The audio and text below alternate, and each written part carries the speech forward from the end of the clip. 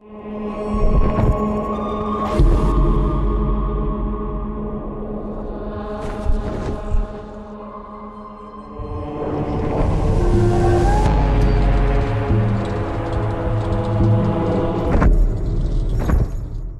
a no-holds-barred, unrelenting, never-say-die, just not going to give in. If anything sort of confronts him, he's ready to go up against it. Kind of a brutal bastard. Dante's not a good guy. He's like, ah!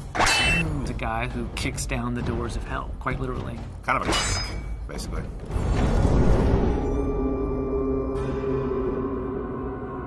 The thing about hell is it's hard to find someone who could stand up to all that. And that's really was the impetus to make our character as badass as he became.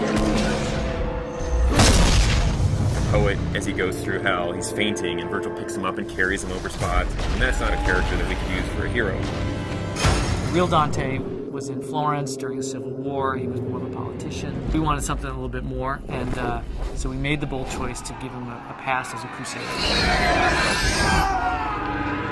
He's had a pretty tragic and, screwed up past. A lot of things in his past that haunt him. He's definitely not some straight sort of action hero. I like the fact that he's a little bit more human. I mean, obviously he's wielding this giant scythe that most of us couldn't lift, and I know because we built one for Comic-Con. So he's definitely, superhuman in that sense. But there are certainly moments in the game where he's not sure if he can go on. I think the story kind of demanded that he be a little bit more complex.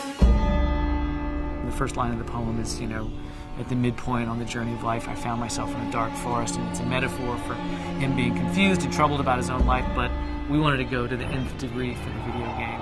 And so we wanted him to basically have committed all these horrible sins. Dante is guilty of all 9 sins and then some. Definitely start to see how his family factors into it, and you might start to see some familiar faces as you're going through hell and how that sort of messes with him. He's done a lot of bad things in his life.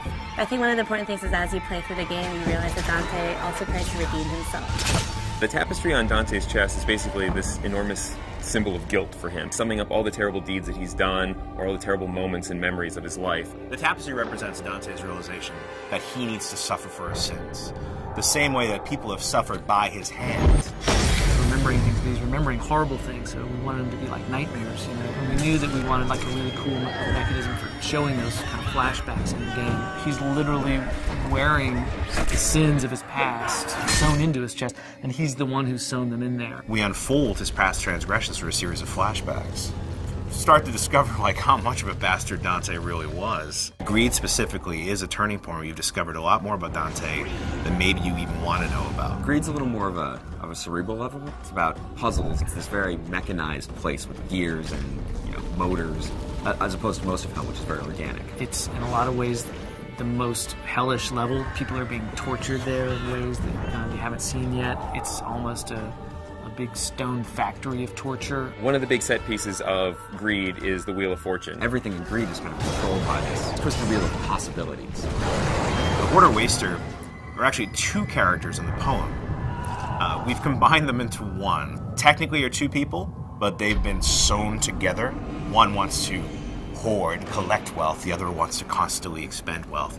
And they're stuck together for an eternity to sort it out amongst themselves. Greed is all about torture and teasing people with the lure of gold and ripping them apart as they reach for this. Totally different sort of environment. You got molten gold sort of dripping on the sides. It's a complex level, but it's pretty fun to go through. Greed's an interesting level because it's really kind of the beginning of Act 2 in a lot of ways. You're going to leave Greed behind, descend down into the 5th circle, and which is anger, and that's where the putrid swamp of the river Styx begins.